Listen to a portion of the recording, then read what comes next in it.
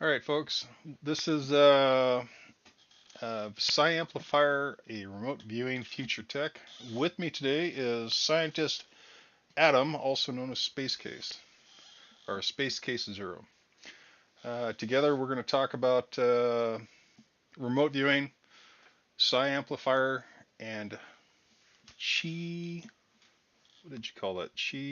Um, Chi energy amplifier. Chi Energy Amplifier. There we go. So those are the things we're going to look at. Uh, so let me make sure I have sound here. Things we're going to look at. So let me make sure I have sound here. Yep, we have sound, and I think we are good. Okay, so we're looking at 6:21 p.m. 2:17:25, and we are looking at a Psi amplifier. This is a fresh look. Now, the human brain is nothing more than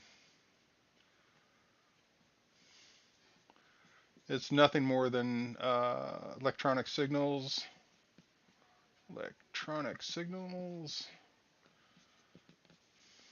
signals, capacitors, batteries, and electrical connections.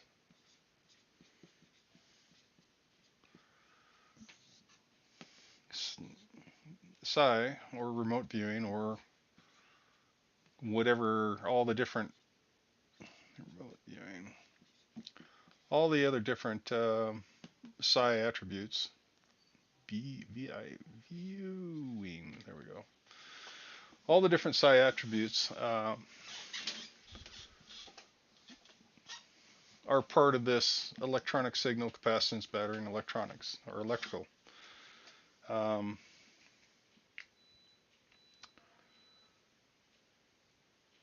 the there's been several patents that Space Case brought to my attention, and one of them is, let me see if I can throw it up here. Nope, there it is.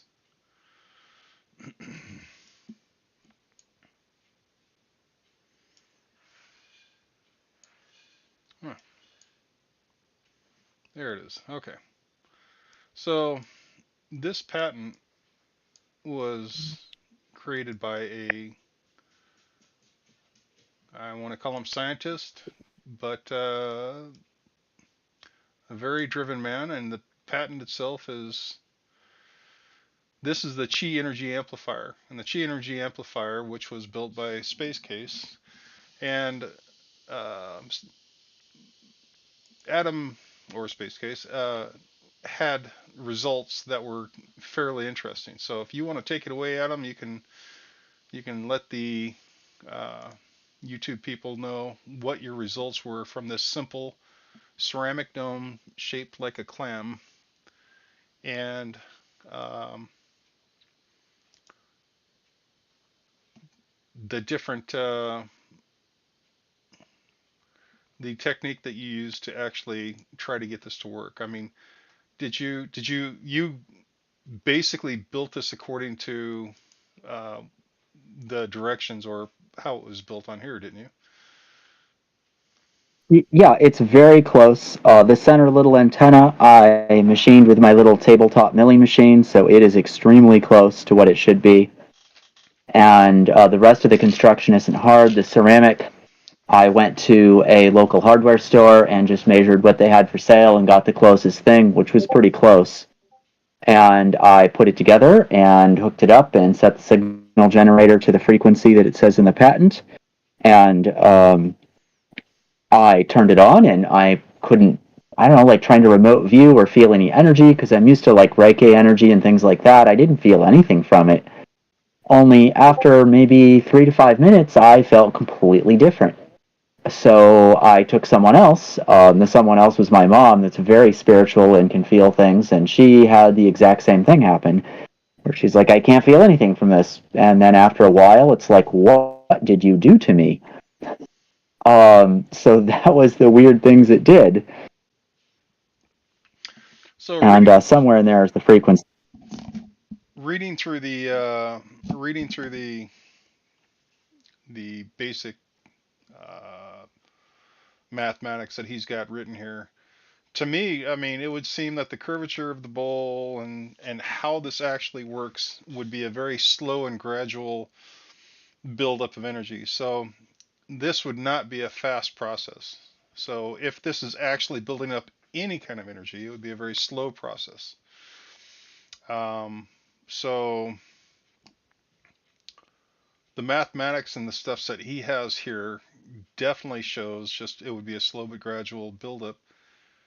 But my question would be, you were saying that your mom was saying something feels different, so maybe it was what kind of energy would we be talking about? Would we be talking about magnetic? Um, you were talking about energy clusters. Um, Gosh, what the hell are they called? Charged energy clusters. Right. Electron charge clusters, exotic vacuum objects, there's a bunch of names for it, them. But I don't think that's what this thing is doing. I mean, it might be, but that's the whole question: is what exactly is it doing? And I've gone to Reiki energy. I know what that feels like. This feels entirely different. Well, see, I'm looking at he's using the radius of the cavity. He's also talking about the size of the antenna and how how the uh, pendulum, which I guess swings around this bowl, has to be at a particular frequency. So my question is um, how how big was this thing? I mean, is it like Eight, I think it's 8.5 inches across. okay? It says right there in the patent. I can't quite. It's been a few years since I made it, but No, that's okay. So it's something like, it's fairly small, and it's just a ceramic dish, yeah. right? Well, you close it in, so it's two halves, so it makes a sphere, and the antenna is right in the middle. So the ball that goes around this thing, or the point that goes around it, is what was that supposed to do? I mean, so this is a I think he was saying, it's a small sphere with an enclosed center with a antenna in the middle, right? So right. So the antenna is probably only a half an inch. Like it's not big at all, and it's resonant at a microwave frequency, but you are powering it with a much lower frequency with a square wave. So what happens is when the square wave happens, it makes a microwave pulse at the microwave frequency, the one the antenna is cut for. And then the pulse goes the other way and it makes another microwave pulse. So it's making a train of microwaves pulsed at a much lower frequency, and it's doing something with that and then the clay, the ceramic on the outside. And that's like technically what it's doing, although energetically I'm still not sure what it did. And that would be the only question of, does this help people remote view? Does it do something useful? so on the outside of this circle, you had a rotating ball around it. Let me see. I don't know. So what you've got in the lower right corner there, it's a coax cable leading up to the microwave antenna, and then just the ceramic bowl is well, it's a round ceramic sphere around it. It's in two parts, Right. but that's it. That's Oh, then you hook that up to your signal see, I thought he had at the proper I frequency. thought he had a ball that rotated around it. My bad. I was That was there. the pendulum. Yeah. Yeah, you don't need that for it to work. You just need it to find the frequency. Okay. So the pendulum finds the frequency, and the dome itself resonates. So you're looking for a resonant frequency. Yes, I think.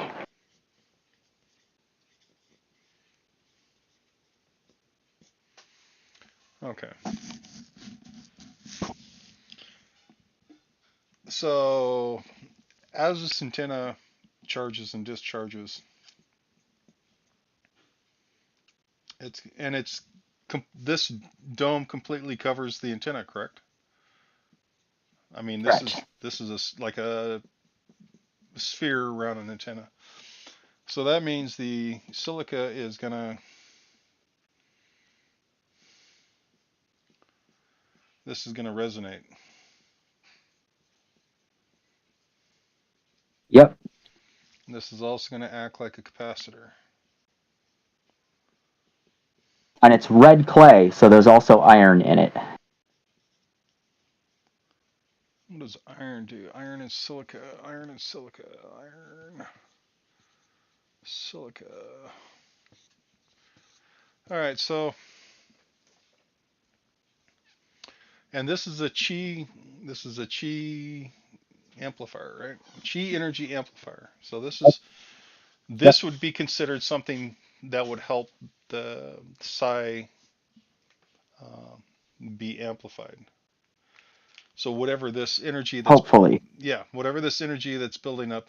Now, are you supposed to put your hands on it or near it or just stand near this thing as it glows? Because at some point, energy is going to be released in waves. So, Yeah, he says put your hands on it. It's figure 12 in the patent. Shows you and it's not a great copy from the patent office, but let's go up to figure 12. and he shows it is not quite a sphere. Let's see, do I've got that? No, I don't got it up yet here. So let me capture that. All right. So, how do I go to the next one? That's one, two,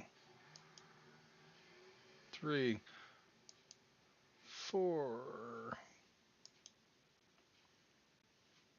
And you're saying that the pendulum is there to determine the frequency. That's, I think, what he says, unless I read it wrong. And there's the completed unit. So And then figure 12. you notice it almost looks like a football. Right. Yeah, I didn't really think about that before. Yeah. So I got a theory on this. Let me. Okay, there's 8, and this is the dimension of the. This That's is the the. antenna. That's the antenna. Okay. Lambda Yeah. three And quarter it's width. not big at all. No.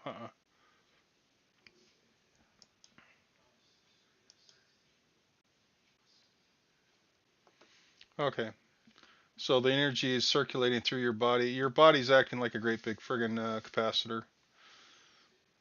Um, that makes sense.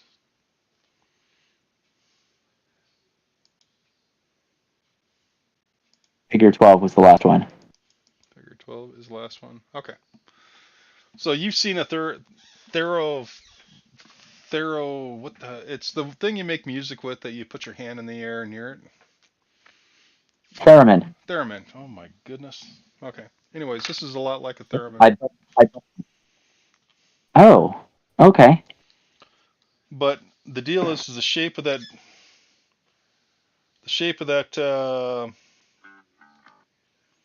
dome, the shape of the damn thing is killing me because it's not a circle. I assumed it was a circle, but it's not a circle. It's a football shape. So the other thing is um,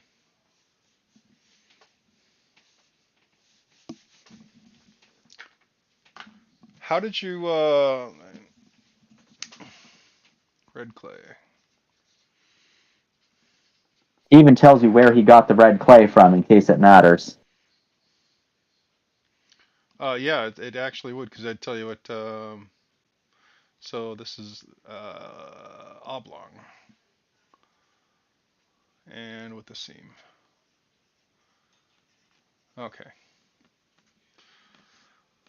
Yeah, because I mean, if push comes to shove, you can actually find out what's in the clay. Right now, we're going to just assume iron, silica, silica, and then trace elements.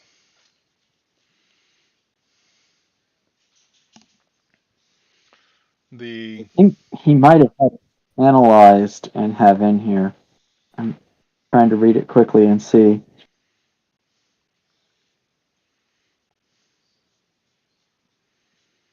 But like I said, I literally went to the hardware store and found the closest looking thing and bought it, and it seemed to work.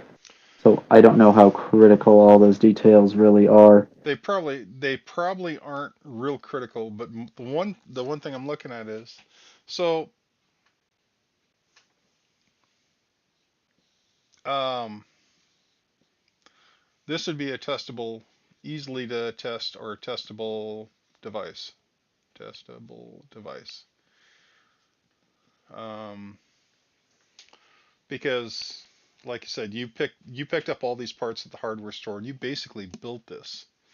And there were some interesting results. Nothing that we can hook up somebody to a monitor and check real quick, but there were results. Yes. And I have an extra antenna that I made. On the off chance you want me to mail you one, I will do that. And if you have a signal generator, it makes it very easy because that's another required component.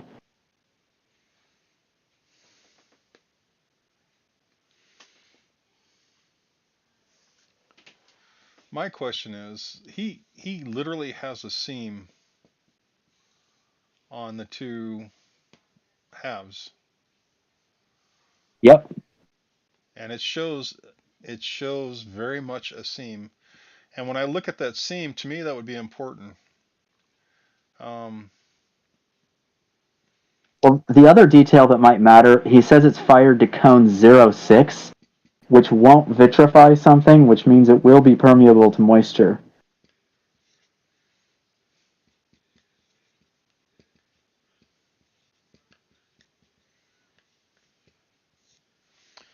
huh. Because I have a cone 06 kiln. It's meant for porcelain, and I can't vitrify anything in it except maybe porcelain. But regular red clay goes through that, and it comes out like a red clay pot you'd find in a garden center. That's exactly the sort of clay this would be. Okay. All right. So I'm going to keep that in mind. So, um, if you put your hand here,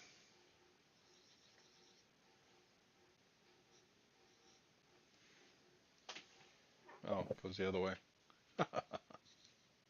and here, okay, the energy from your body goes, from hand to hand, obviously. And then if this thing's building up a charge or pulling in energy or whatever it's doing, is is this grounded in any ways? Or is Nope. just okay, and these leads are completely shielded, right? So it's not Uh, draining.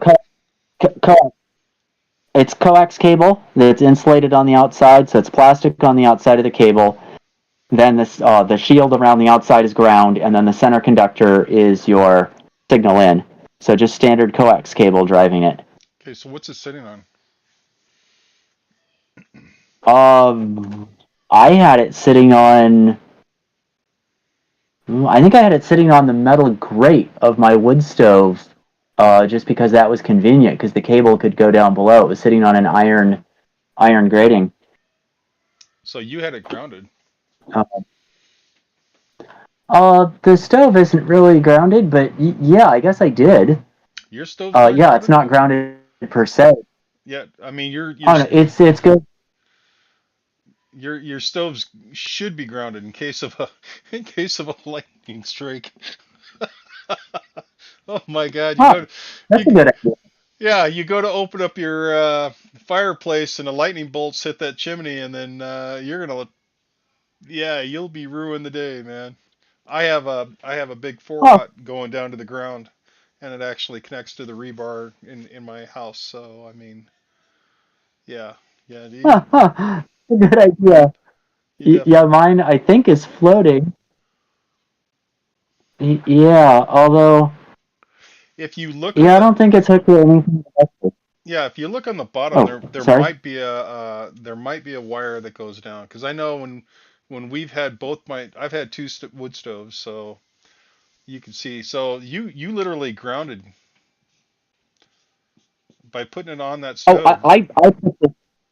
I put this stove in. There's no ground wire connected. It's the stove pipe up at the top is hooked to an aluminum awning, which is then hooked off to I think wood on all sides. And then the roof of my place is also aluminum, but I don't think they touch. And the building itself is grounded. So if it is grounded, it's like through a layer of paint. It's not directly grounded. But the stove itself sitting here is not. There's no wires hooked to it. All right, so we're going to put possibly grounded. So what kind of energy would this generate? Let's say you have a microwave pulse inside of a chamber. It resonates because the chamber is of a particular size. The pulse is of a kind of a the pulse is a frequency that will resonate in the chamber. Okay, the silica and the iron will have a particular frequency. It's going to resonate as the charge is built. So as charge builds,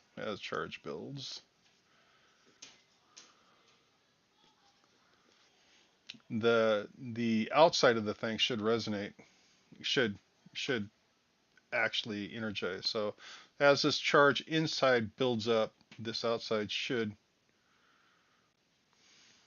as charge builds, should have. So there should be a way to actually feel or have measurable measurable voltage. Not only measurable voltage and fields. You should have fields that can be detected either through um, there should be a way to have a field tested. I mean, you should be able to come over here with a simple field tester to see what kind of field is being built up around that. So the device that you have, if you still have it, should Yeah, be able to you should be able to get a reading of the field that's being built up around it. Um, but what field would be building up around it? I mean, it's a good question. well, this is where a theremin would really come in handy because as this field changes, the theremin would register any change to the field, which would give you a different octave. I mean, I'm not 100% sure on how a theremin works. I do know that as the body has a field go through it, the theremin picks up the change in the body, and you have a different octave. Now, I don't know what They use capacitance, they use and I have capacitance. one. Okay, Yeah, they so check capacitance, and I've got one. It was advertised as a digital, so it's a square wave out, so it sounds horrible, but you can check frequency really well with it. well, that's what I was going to say. As this thing charges up, and you have your hands set at point A and point B, you have a third person, or even have this set in a location. As long as this person doesn't move, you should be able to detect the field rising and falling as this thing charges up. And that would be really interesting. That would just float my boat to be able to see if the hands and the field actually, so if this thing actually does what it says to do, which would be a chi charger, Energy amplifier, I chi think. amplifier, Chi right? energy amplifiers. That's a really cool. Well, Man, that one is really cool. I'm glad you actually well, made I that. built a theremin. So yeah, I made it. I made the theremin that you suggested. I literally have all the parts lying around. But see, what the one thing that's really killing me here is the seam in the middle, right, where he put it together. So I'm sitting here looking at it, and I don't know why, but that seems very important. And the relationship of the hands to that seam,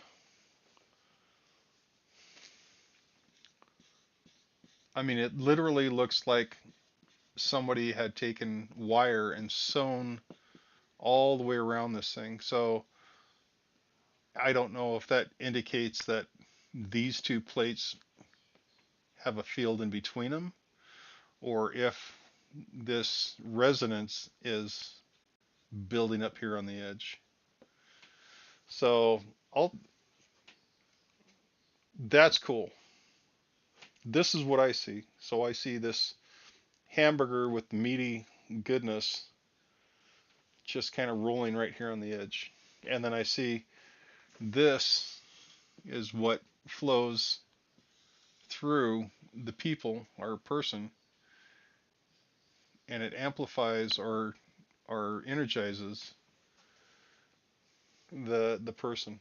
But this rolling effect should be measurable if you have a device which measures this, whatever this energy field is. Cool. So that, what patent was that? That's US. Oh, gravity. Oh, I think you have it right at the top of your board. No, that's the first one. That's the first one you gave me. So Oh, okay. Let let me take a look. let me find it again. Oh, Okay, this is 2000 US 2007. Yeah, that's the one right there. 2007 028. Read that off for me, would you? 028 Uh, uh, sorry, 5325A1. 25A1. That's a chi amplifier. So in my book, amplifier. In my book, this is a win-win. I mean, the way I look at it is this feels like it would actually do something for somebody standing close by. And it doesn't feel like this is actually a crazy invention. This feels more like an actual, there's something that can be added to it which will really spark up the gain. And I'm thinking, I'm not sure. I'll have to look at it later. So if we got a person here and we got two, You've got your computer screen over your video. oh, thanks, man. I'm sitting, I'm sitting here just drawing away and kind of carrying the world. Okay, so if we had two, I want to say reflective, but I don't think there is such a thing. Two reflective surfaces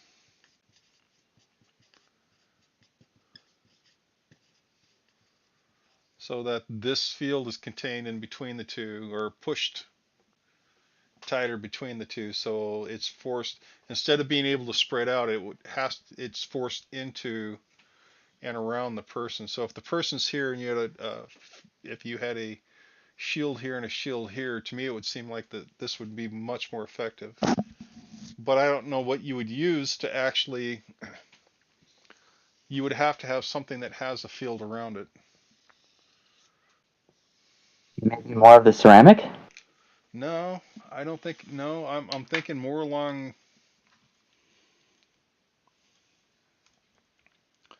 wouldn't a charge, Aluminum or something. well, I was going to say, wouldn't a charged surface reflect that field back?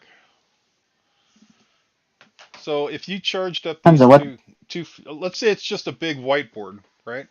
My whiteboard is made with a metal and aluminum, and it's got paint on it.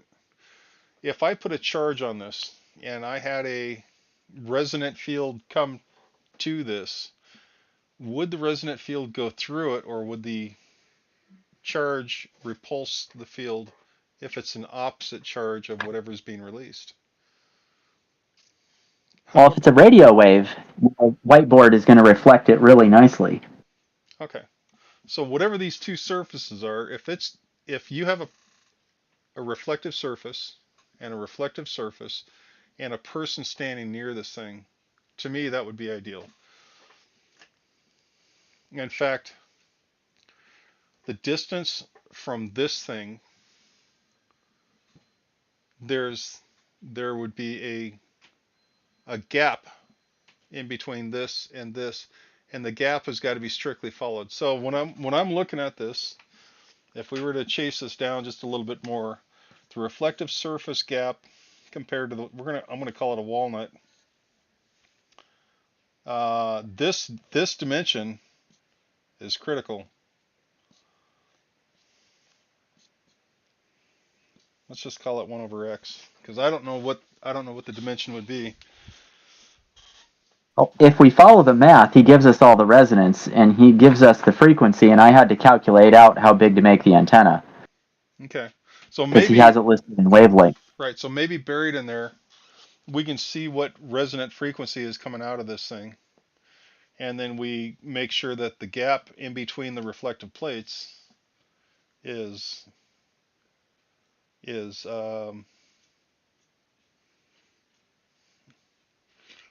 because I mean you would think you'd want the field to reflect back and cancel out. I know I'm spitting in the wind here, but Oh, I like it though. you want your hands here and here, but you want to be able to have that frequency bounce back. I don't know. I don't know if bouncing back would be good. I'd have Oh, to.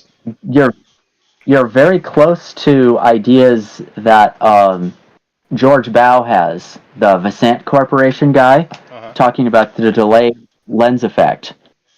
And he said he was working for the government and thought this information needed to be shared. So because he was supposed to be reverse engineering devices that came up with more energy than they took to run.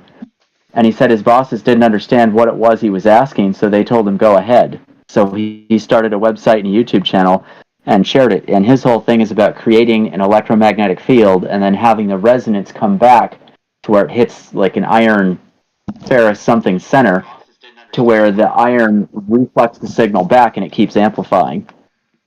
Um, Right, and that looks to me like what you're drawing. that's I think that's my intention is I'm actually trying to get it reflect back into amplify. But I do know that two signals that hit each other will have a tendency to cancel each other out. So that's where the distance is. We want it not cancel out. We want it to amplify. With that amplification, I think that's what we're looking to maximize, because this doesn't feel like a very strong signal. All right. Oh, So it's very weak. yeah, exactly. So on the changes that it makes inside the human body would be noticeable over time. I don't think they'd be noticeable right away. All right, so let's I like that You one. took a picture. I like that one. Okay. So I'm going to erase this one.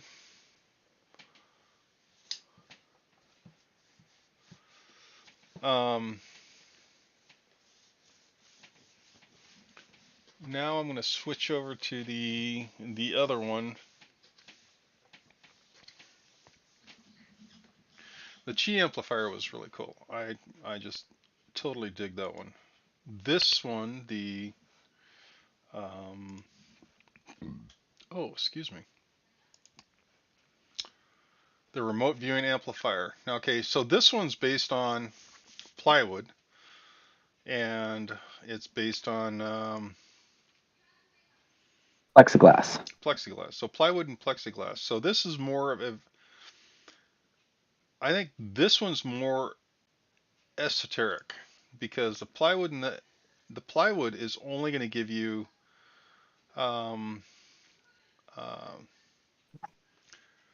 you're only going to see changes in the optics. You're not going to see changes in anything else. Now, I know remote viewing um, has very little to do with optics, but we're going to take a look at this anyways because why not?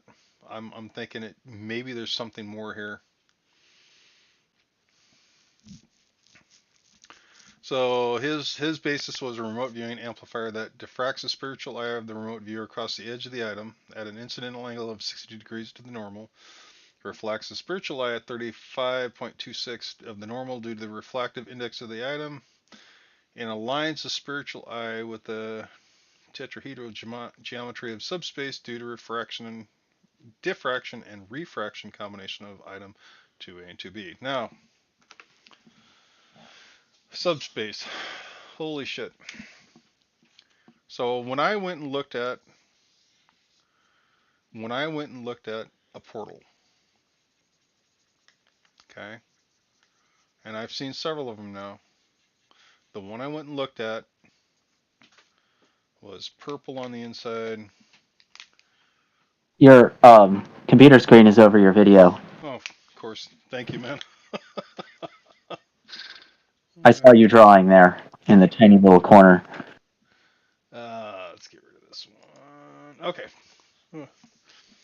So what I saw through this portal looked a lot like that. Of course, this is my 3D rendering of a four-dimensional space.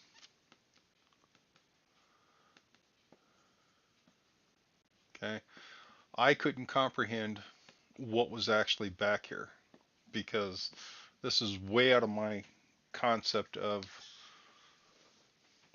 there was so much more information there. So this is a four, what do we have, four dimensional? We're four dimensional. This is probably a five dimensional.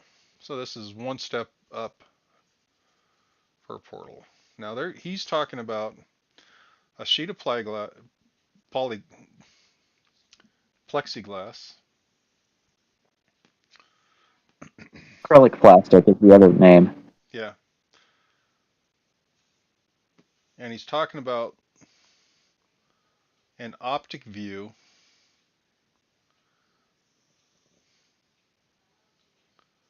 through the edge of the glass and how it will assist. So this, how this assists remote viewing.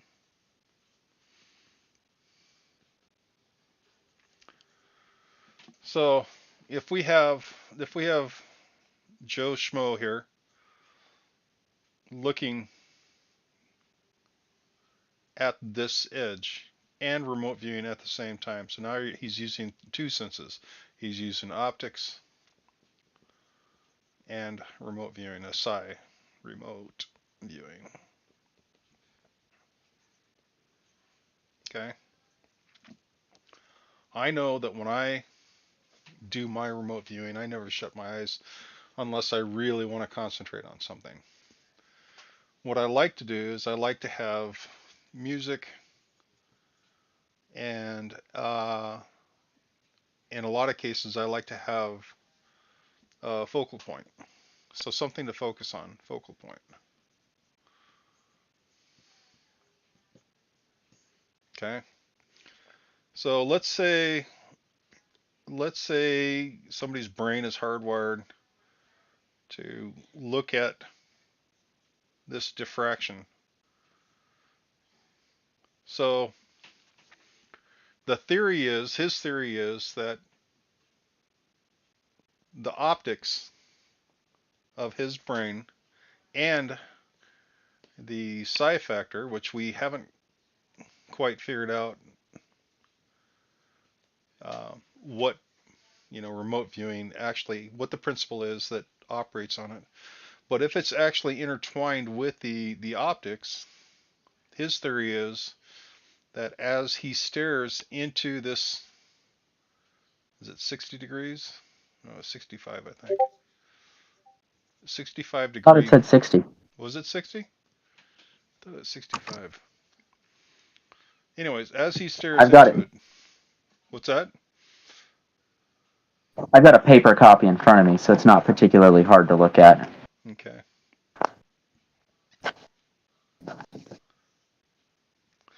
My thought is as his optics bend, his remote viewing may follow. So maybe his remote viewing skills, which everybody has, we don't know the we don't know the mechanics behind it, but maybe his remote viewing bends with the optics. So maybe this forces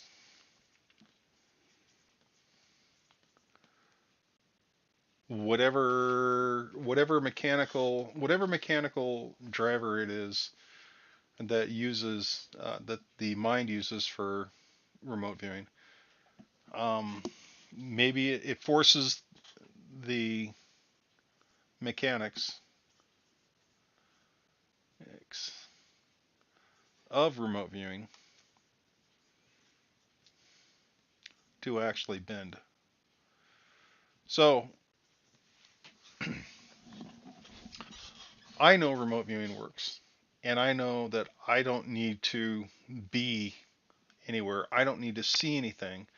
I do know it works. I don't understand the mechanics behind the remote viewing, but if I am forced to look through this,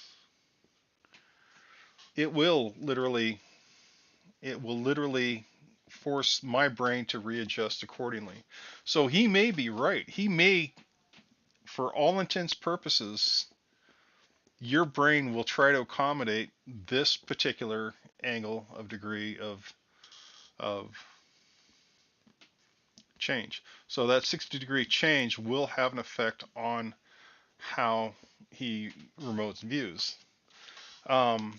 So let's say I'm looking at his particular test. Let's say he set this up and I'm looking. So what we're going to do is we're going to do this. Let's just do a simple remote view. Simple remote view.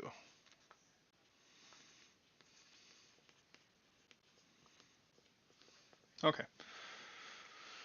What we want to look at is we want to look at this guy's brain. And we want to look at the brain at the time that he's staring at this angle. Now, what was the other factor? There was some other portion to this uh, this setup. Definitely 60 degrees. And he mentioned something about wedges to keep it at the right angle, but that part doesn't make sense to me. Yeah. It So he's says got the bench there to keep. Oh, go ahead. no. I'm looking at it too. So diffraction of the spiritual eye of the remote viewer across the edge of the item at incident angle of 60 reflects the spiritual eye at 35 degrees to the normal due to the refractive index of the item according to the law of refraction and the the tetrahedral geometry of subspace due to the diffraction. And that's where I was getting at with this, right?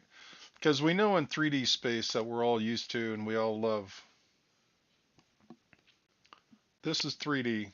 But when you go into the higher dimensions, every time you go into a higher dimension, each dimension has another layer. And each layer allows for much more information to be passed on. So a simple 3D room is in a four-dimensional space is much bigger, much more area, much more to it. And again, I left the screen up. So, reading this a little closer, there's two panels. One is at 60 degrees, then there's a second one. Like it says, second panel is 35.26 degrees. So where's the second panel So at? there's two. I don't. It's not. It's listed in the text, but I don't see it. I'm reading, starting at detailed description of the invention, which isn't particularly long, and it says it there, but I don't see it in any of the pictures. Right. Well, and that's what I was kind of wondering. I was kind of wondering if that 35 degree was actually back here on, like kind of like a folded book. But I mean, I didn't see anything. I just saw the 60 degrees to where it would definitely take you off on a tangent, but I didn't see how the 35 degree would Yeah, actually he hook says up. the second panel, and he mentions 3D printing wedges to keep the second angle correct. But yeah, huh?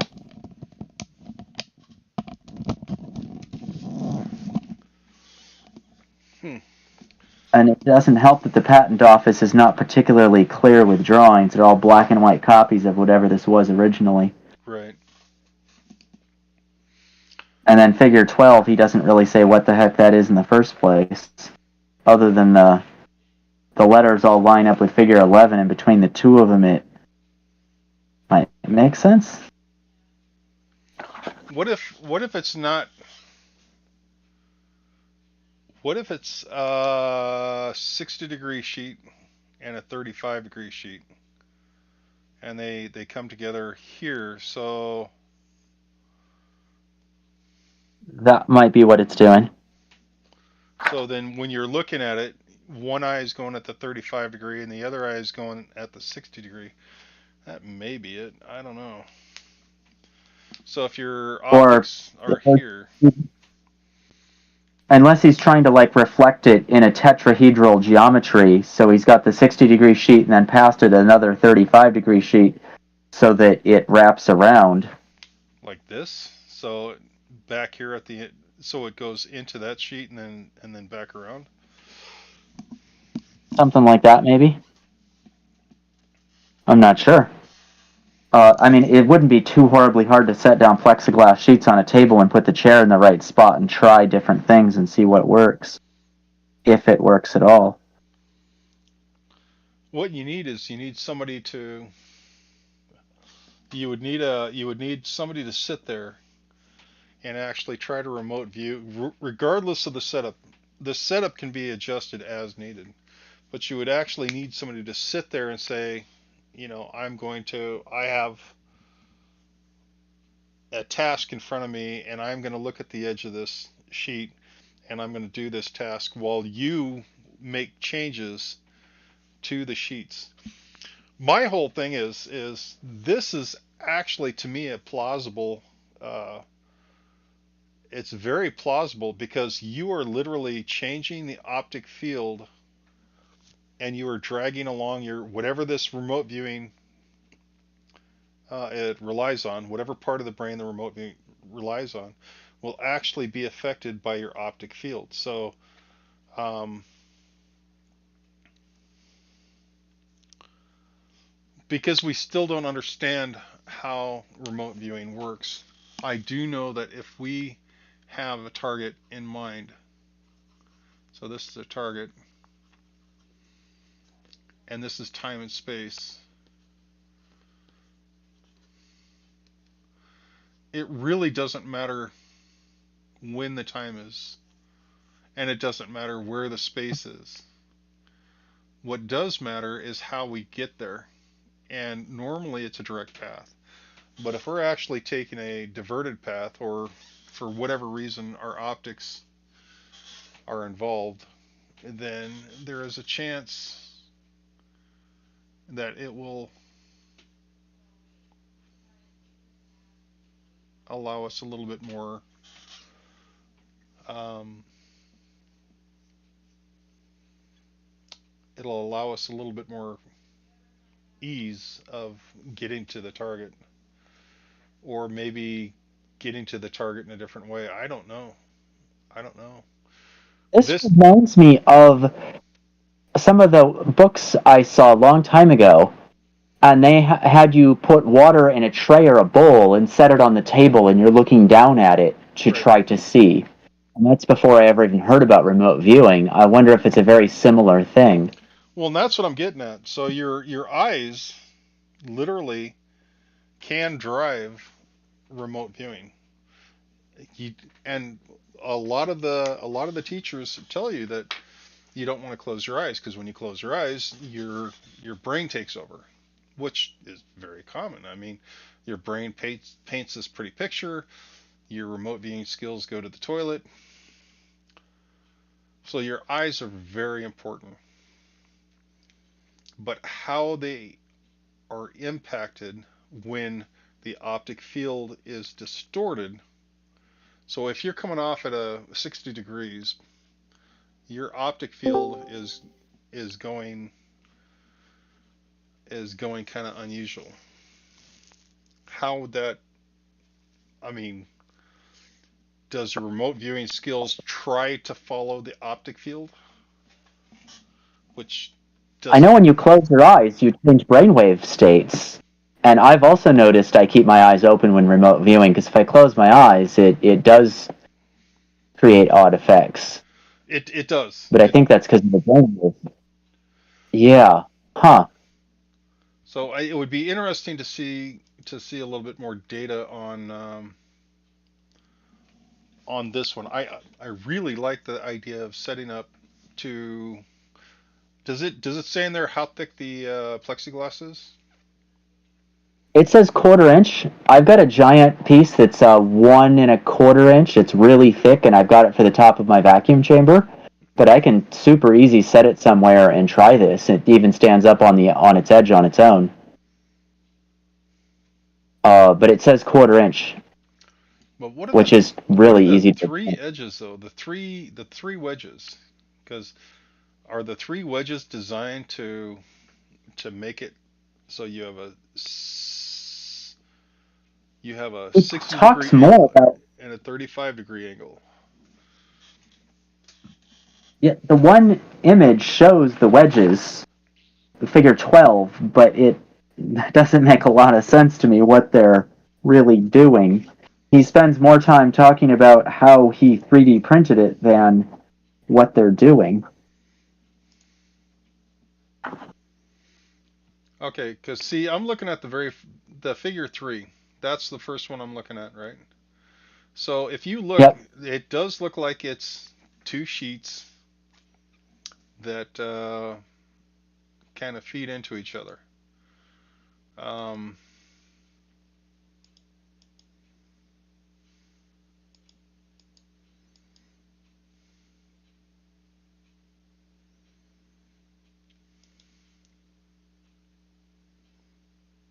what is figure five supposed to represent?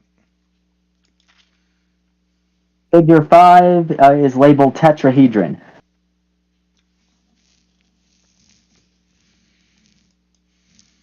Figure 6 is tetrahedron circumscribed by a sphere. Figure 7 is Caribbean island vortex or volcanic vortex. Figure 8 is the giant red spot on Jupiter. Figure 9 is Olympus Mons, volcano on Mars. Figure 10 is Snell's laws of refraction. So Figure 11, yeah, Snell. Oh, what is this? The chamber on figure yeah. 11. Figure 11 says perspective view of remote viewing station, which appears to be the same thing as uh, the Oh wait, where was that other one with a single state? Yeah, so figure 12 is labeled remote viewing angle. I'm sorry. Figure 12 says a wedge-shaped spacers for diffraction panel. Figure 13 is remote viewing angle.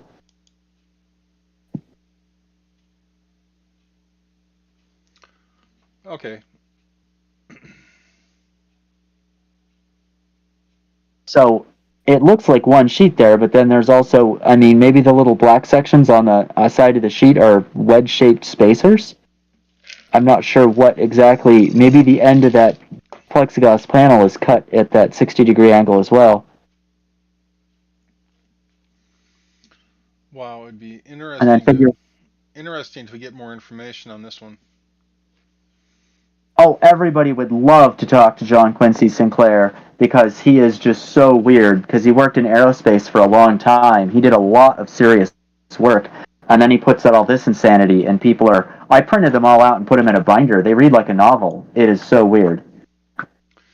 So here's on figure 14. You have um, what looks like a sheet of plexiglass in on the one wall, and then you get the wedges or spacers, but you don't see the other sheet. Right. And it says figure 14 is labeled a remote viewing session taking place on a planet located 90,000 years from Earth on the other side of the galaxy, showing His Highness signing with his left hand the document that allows his planet to become a member of the Palladian Federation. If that's not off the wall, like that's the weirdest thing. Well, we're gonna just go with cool, but I do want to figure out how we can this cross section where it says 60 degrees on figure 13. Do I got the yeah, I got it up. This cross section where he's looking to the right, I mean, is he looking into the plexiglass and then 60 degrees off that? I mean, what do we have It, here? well, description of figure is that what 13? Yeah, figure 13. Okay. So figure 13 is described says referring to the top view perspective, figure 13 sitting on the wide bench, the remote viewer can adjust his sight along the wedge for proper alignment. Okay, the wedges are just to make sure you get 60 degrees. Proper alignment at an angle of 60 degrees due to the 1.5 index refraction of plexiglass. The spiritual eye is diffracted across the edge of the first panel and then refracted across the second panel at the tetrahedron angle of 35.26. So it looks like he's talking about two panels, and I wonder if the far wall isn't the second panel. So it hits at 60 degrees and then goes back, reflected off to 30 degrees at the far wall, or something like that. Oh, figure 14. The remote viewing image is seen superimposed on the large sheet of plexiglass which acts as the viewing screen. So I think that's exactly what it is. The far panel is plexiglass, and then the plexiglass to the side refracts it. So it's two pieces of plexiglass, and that's it. And they're literally in a shape just like I drew, right? So let me get rid of this real quick. Yeah, Okay. So the two pieces. So you got a piece of plexiglass along the wall, and then you have another piece coming off at 30 degrees. So you're literally bouncing. You're looking into this one, and then it bounces over to here, and then the image will show up on this side, right? Or will this image that show up seems. over here at the 30 I degree? think I think the image shows up on the far wall, and the other piece is just on the side. So it looks like there's a right angle between the two, All right, and so it's just you have to self, so you're looking at the 60-degree angle on the right side, or the way you drew it there, the left side.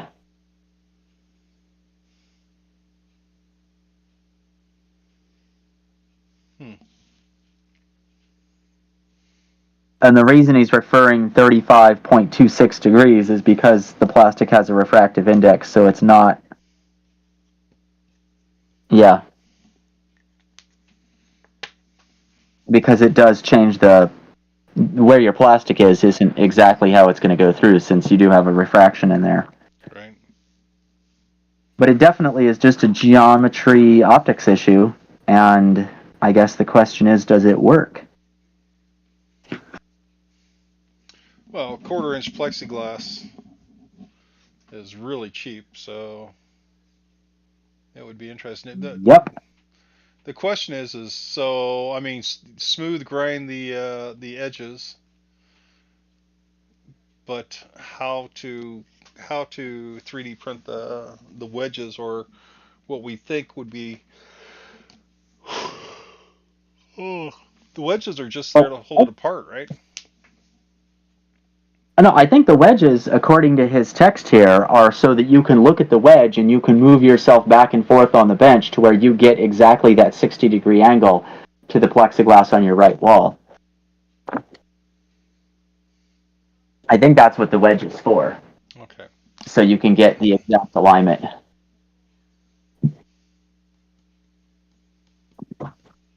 And I think you could make that out of anything. You wouldn't have to 3D print that. Yeah, yeah, You could just.